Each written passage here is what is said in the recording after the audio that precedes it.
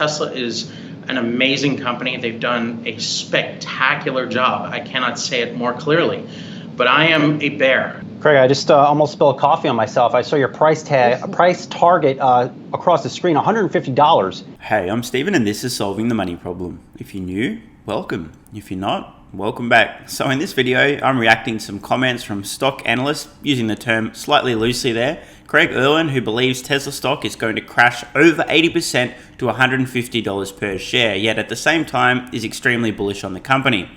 Bit of a weird one. So let's get into the video and see what Craig has to say. If you love crypto, stocks, and free stuff, or just want to help out the channel, check out these great offers. BlockFi are launching the world's first Bitcoin rewards credit card. People in the US can earn 1.5% Bitcoin back on every purchase with no annual fee using the BlockFi Bitcoin rewards credit card. Check out the link in the description. And for a limited time, you can get up to $250 in crypto bonuses when funding a new account on BlockFi, where you can use cryptocurrency to earn interest, borrow cash, and buy or sell crypto. If you want your free crypto, use the link in the description. And if you'd like up to 2 free stocks, check out the link in the description to WeBull. If you open a new account, you'll get 1 free stock valued up to $300 just for opening an account. And if you make an initial deposit of $5 or more, you'll get a second free stock valued up to $2,000. Seriously. Free stocks? Yes, please. And finally, if you're in Australia, the UK, or New Zealand, you can get a free stock with stake, also linked in the description. Thanks so much for your support, guys. Let's get back to it. So before we go any further, let's have a look at Craig Irwin's track record in terms of his recommendations on whether investors buy,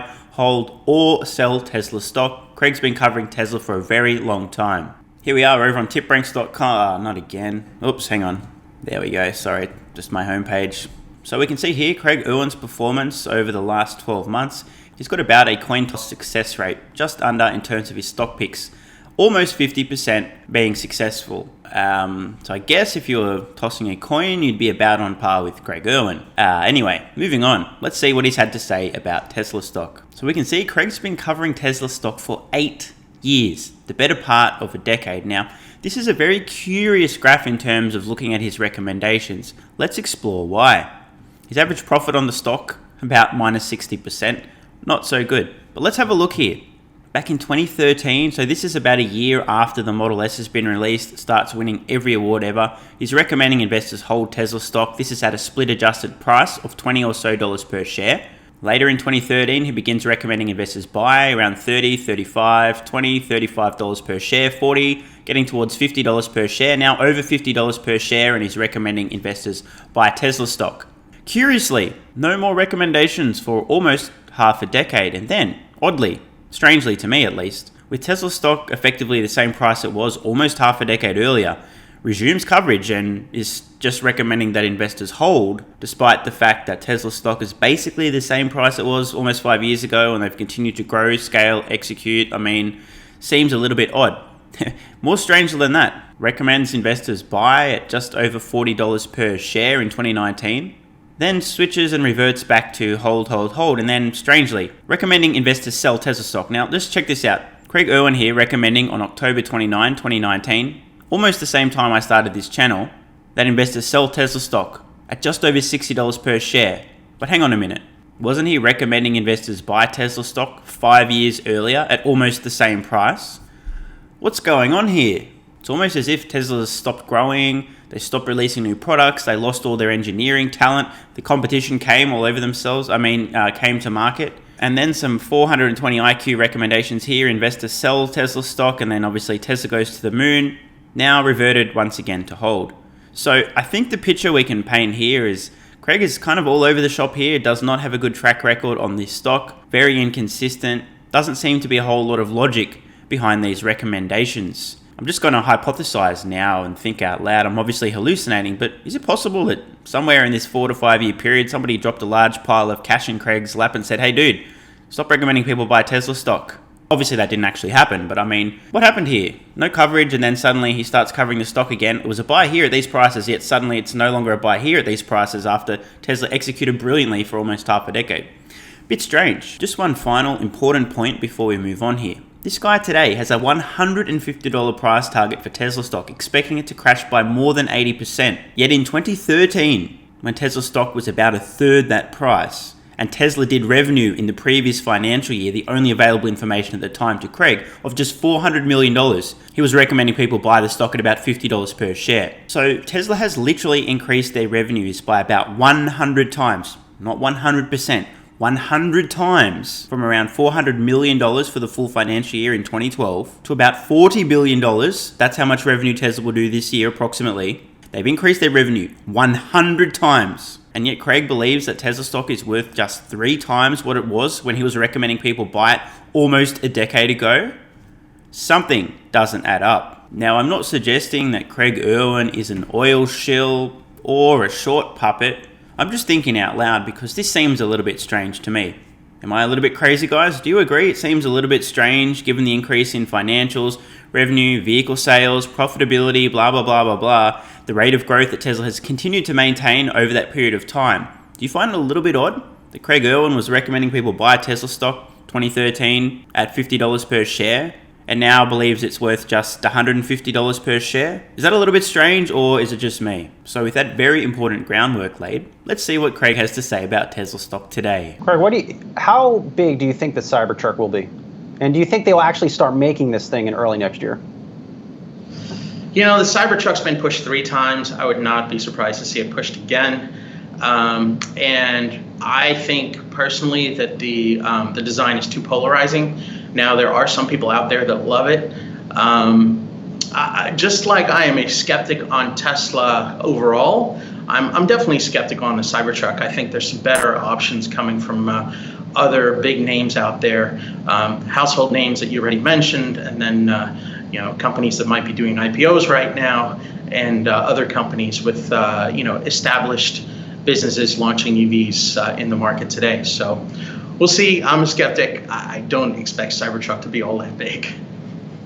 So let's talk about your skepticism over Tesla more generally, right? Because I don't think anyone's buying Tesla right now just betting on the Cybertruck, right? They're betting on just the company's general growth, which we have seen, and the recent delivery numbers were impressive. What's the source of your? They weren't impressive. Okay, tell me. So 241,000, how can you not call that a phenomenal number? Tesla is an amazing company. They've done a spectacular job. I cannot say it more clearly, but I am a bear. This, my friends, is the difference between a Tesla bear and the class clown. Craig Irwin at least willing to admit that Tesla has done a spectacular job. They're an amazing company. However, I expect a but is about to come. Tesla is an amazing company. They've done a spectacular job. I cannot say it more clearly, but I am a bear. This is such a strange thing to say. Now, look, I don't want to be too hard on Craig here, but let's just hallucinate here for a moment. Just imagine hypothetically somebody came to Craig and said, "Hey, Craig, look inside this brown paper bag." And Craig goes, "Oh, that's more than 2 years of my income." "Hey, Craig, you're a bear now." Craig says, "Oh, okay, I'm a bear now." I'm not saying that happened, but I just hallucinating out loud. I am a bear. I'm not saying short the stock. I believe that would be the wrong thing to do. Now, just imagine if the brown paper bag situation actually happened, which obviously it didn't, but let's just play along at home and just imagine if it did. But Craig also had somewhat of a conscience. He's like, you know what, look, I'll take a bit of money here, I'll say some dumb things, but I don't want people to actually lose money following my advice. So I'm going to say very positive things about Tesla, but remind people that I'm a bear and a skeptic because I'm a bear now. But I want to make sure that nobody actually follows this advice, shorts the stock, because I know they'll lose colossal amounts of money and I wouldn't be able to sleep well at night. Now, obviously, this didn't happen, but it's fun to imagine. I'm not saying short the stock. I believe that would be the wrong thing to do because they have some very specific levers to pull. So let me get this straight. I'm not saying to short the stock because that would be dangerous because they have some levers to pull, which to me seems to suggest that if Tesla pulls those levers, the stock is likely to go higher. Craig Irwin believes that there's things Tesla can do that are going to push the stock higher, yet he thinks it's worth $150 per share. Does anyone else notice a conflict here, or am I just imagining things? One is the launch into India. The other is the launch of a mini car. These are not in the plan. These are not well communicated out there. You know, I'm surprised we haven't seen formal recognition of this more broadly, you know, even as much as a year ago. Look at Tesla and the valuation. It's more than basically the rest of the automotive industry combined. And, you know, you look at some of the surveys out there. I saw one recently 70% of chief investment officers would rather invest in companies like General Motors and Ford to play electric vehicles than invest in Teslas. Now, I haven't personally seen this survey, so I'll just have to take Craig at his word on this one. But if this is true, if chief investment officers were surveyed and 70% of chief investment officers said that they would prefer to invest in the likes of GM rather than Tesla, I would suggest that around 70% of chief investment officers are completely brain-dead morons. So, I just think there's better opportunities elsewhere, better opportunities in small cap. Love Tesla, love what they've done, but hard to push it as something people should buy here. Craig, I just almost spilled coffee on myself. I saw your price target across the screen, $150. I think that's the first time that Brian has made me laugh with rather than at him. Well done, sir. How do you get from Tesla stock trading about 786 now to 150? What has to happen? So, the biggest catalyst of the next couple of years is going to be the launch of the Apple Car. 2024, but it's going to be kind of like the Porsche launch for the Taycan, right? You'll see them announce something, probably in the 10, 20,000 range, and then look to crush numbers the way Porsche does.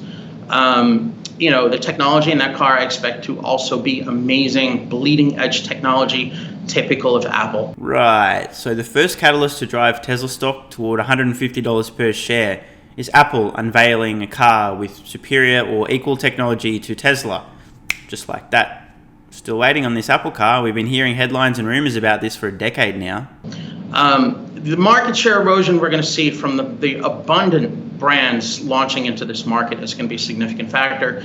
And, I think $150 level, something in that range, is where Tesla would be fairly valued in comparison to the rest of the automotive industry today. Point number 2, Tesla is just a car company. Now, there's catalysts that have to land for us to get there. I'm not saying this is going to be tomorrow, but I really think it's the best way to indicate people are better off investing elsewhere. Wait a minute. Did he just say what I think he said? Yeah, he did. I think Craig Irwin just implied that his price target isn't actually a price target. It's just his way of indicating people should buy a different stock besides Tesla. Let's listen to what he said again. Am I imagining things again? Now, there's catalysts that have to land for us to get there. I'm not saying this is going to be tomorrow, but I really think it's the best way to indicate people are better off investing elsewhere. So if we're thinking about an Apple car a few years down the road, should we think about 150 as more of a multi-year price target rather than in the next 12 months? Well, it kind of depends, right? Is Apple going to go out there and actually give us a little bit more visibility? Greg's having a tough time keeping a straight face defending this $150 price target for Tesla stock. I've been doing a little bit of work on that, trying to prod people, because I think it would be responsible on Apple's part, particularly considering the ramifications in the market. But, there are things that could bring 150 to fruition, absolutely, at Tesla. I swear, it sounds like he's trying to convince himself. Yeah, there are things that could bring $150 per share to fruition for Tesla stock. There are things. The story that they have an edge on battery prices obviously falls apart. You look at their external sourcing of batteries and how much they buy outside versus make in the Gigafactory. These things, as these become evident, I think are key catalysts for people reallocating money elsewhere. And retail is really what drives valuation in the stock. When retail investors see other things really working, maybe working better than Tesla, I think we see the reallocation, and it could move out quite violently, just the way that retail moved in over the last 18 months.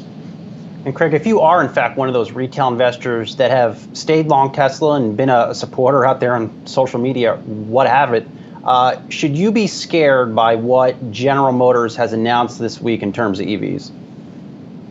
But you look at what Mary Barra is doing, right? Did you guys catch that? Now, I'm just going to read something completely unrelated to today's video. Quote, "When people are nervous, the muscles in the vocal cords might tighten up, an instinctive response to stress, leading to the voice sounding very high-pitched." Is it possible that Craig Irwin knows that GM are completely doomed? Should you be scared by what General Motors has announced this week in terms of EVs?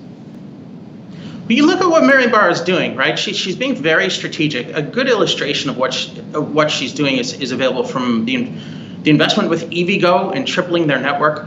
General Motors wants to be able to sell EVs everywhere in the United States, not just in California, and New York and Massachusetts. They want to sell EVs in every state.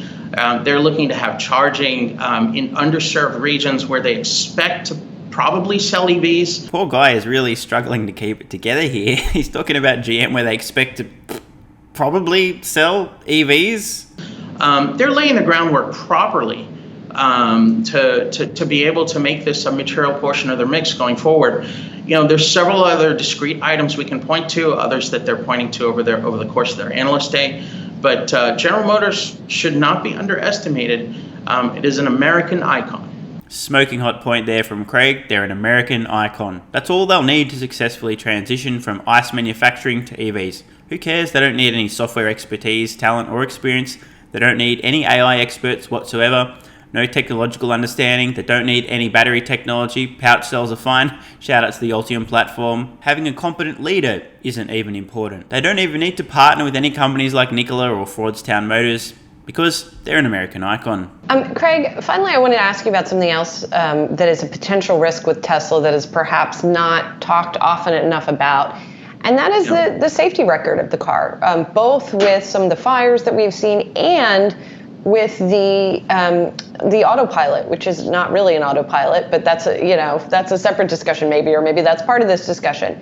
Imagine being so ill-informed, in fact so dumb, that you would regurgitate fake news about Tesla having a poor safety record or throw out some FUD about there being issues with fires without citing any of the data which shows the complete opposite. This is why the term fake news exists. This is why this term was coined, because people say things that are untrue in the mainstream media and people watching just gobble it up, deep throat this as if it's actually information. Very few viewers watching the folks on Yahoo Finance are going to fact check any of this, so they'll assume, oh, there's safety issues with Tesla. This is how fake news is spread and perpetuated in the minds of morons who don't know how to think for themselves, which sadly is the vast majority of people out there.